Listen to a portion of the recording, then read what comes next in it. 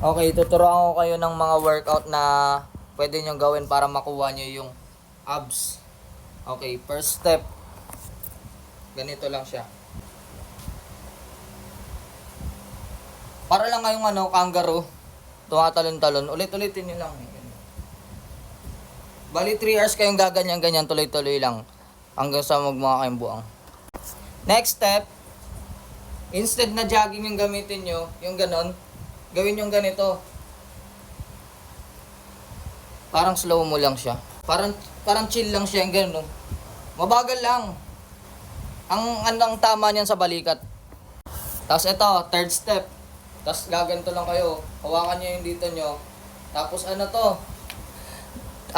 kahit mga 1 hours and 30 minutes. Ulit-ulit lang. Ganun. Ganun. Dahan-dahan lang ha. Baka mauntog ka eh. Fourth step. Ganto ka. 1, 2, 3, 4. Okay. Lahat ng yon, ang tama nun sa utak.